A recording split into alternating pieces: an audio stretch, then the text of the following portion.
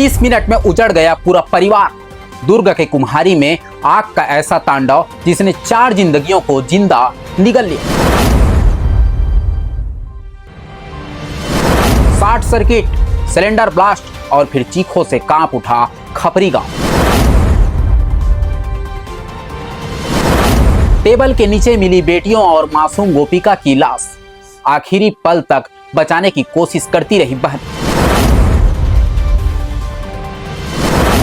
सवालों के घेरे में बिजली विभाग और प्रशासन। शिकायत के बाद भी क्यों नहीं बदला गया जंक्शन बॉक्स।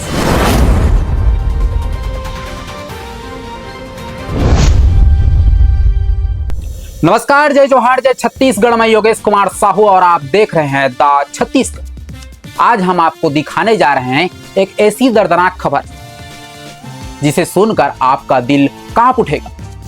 एक ऐसा हादसा जिसमें आग ने सिर्फ एक झोपड़ी नहीं जलाई बल्कि एक परिवार की पूरी दुनिया राख कर दी। दुर्ग जिले के कुम्हारी स्थित खपरी गांव के वार्ड नंबर 4 में मंगलवार दोपहर करीब 3:15 पर ऐसा अग्निकांड हुआ जिसने पूरे इलाके को सदमे में डाल दिया। महज 20 मिनट, सिर्फ 20 मिनट के भीतर एक पिता, उसकी 2 बेटियां और 2 साल की मासूम नातिन जिंदा जल गए। आग इतनी भयानक थी कि लोग सामने खड़े होकर सिर्फ चीखें सुनते रह गए। कोई उन्हें बचा नहीं पाया।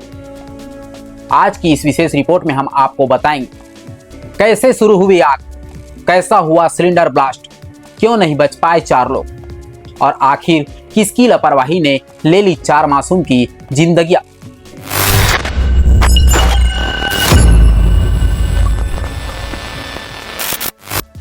यह तस्वीर किसी फिल्म का दृश्य नहीं, यह हकीकत है दुर्ग जिले के कुम्हारी स्थित खपरी गांव की, जहां अब सिर्फ राख बची, टूटी हुई दीवारें बची और बची है उन लोगों की चीखें जो अब इस दुनिया में नहीं है। यहां रहता था अनिल उर्फ होमदास वैष्णव का परिवार, एक मेहनतकश परिवार जो गरीबी में जरूर था लेकिन खुश था।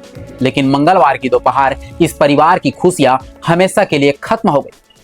प्रत्यक्षदर्शियों के मुताबिक आपको बता देता हूं, दोपहर करीब 3:15 पर गांव के बिजली खंभे में अचानक शॉर्ट सर्किट हुआ।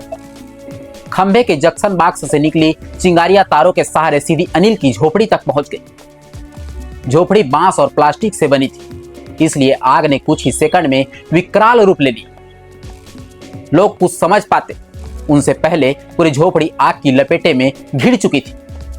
प्रत्यक्षदर्शी मोहम्मद नसीम ने बताते हैं कि पहले बिजली के खंभे में तेज धमाके जैसे आवाज हुई, फिर चिंगारियां निकलने लगी। देखते ही देखते आग तारों से झोपड़ी तक पहुंच गई। नसीम ने बांस की मदद से बिजली की तार गिराने की कोशिश भी की।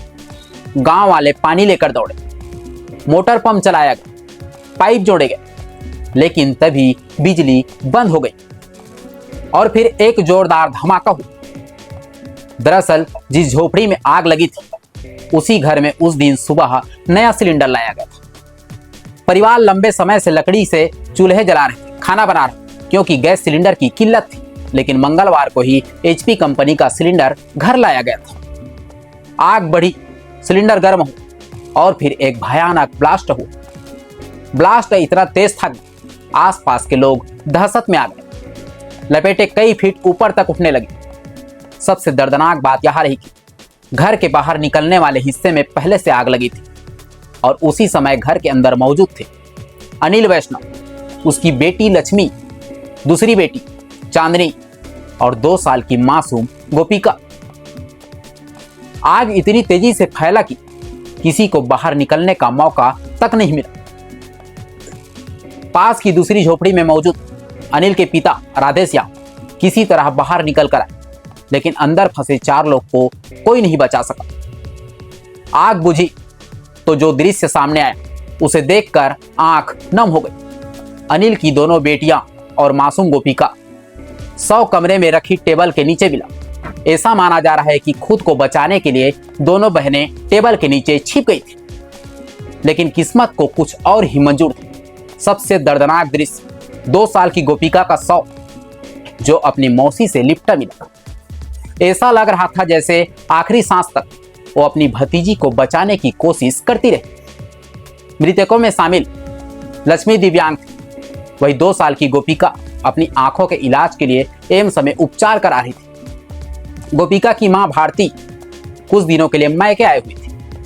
घटना के वक्त भारती काम पर गई हुई थी और अनिल की पत्नी गिरजा भी घर से बाहर थी।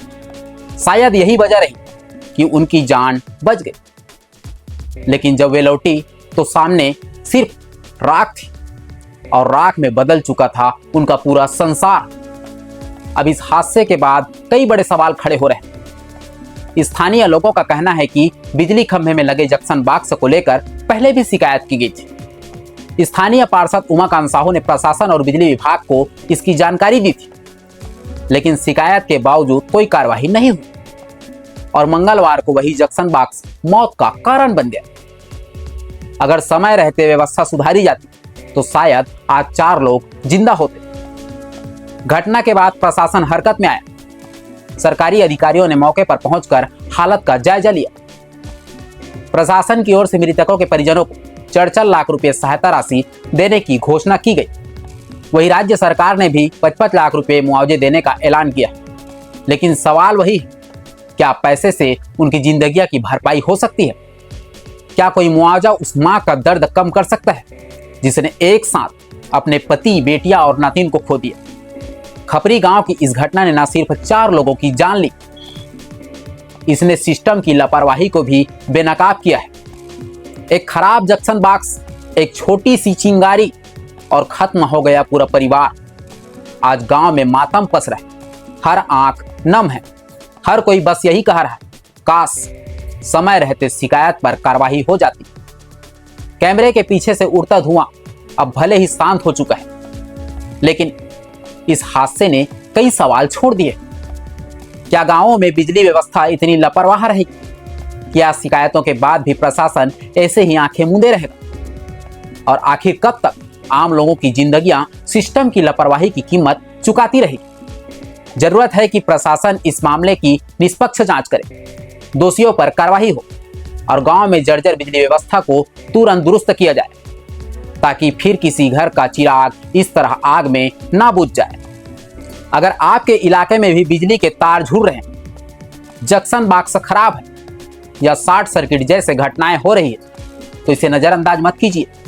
तुरंत बिजली विभाग और प्रशासन को सूचना दीजिए। क्यों? क्योंकि एक छोटी सी लापरवाही किसी पूरे परिवार की जिंदगियां छीन सकती है। कैमरामैन भूपेंद्र कुमार साहू के साथ मैं योगेश कुमार साहू, नमस्कार।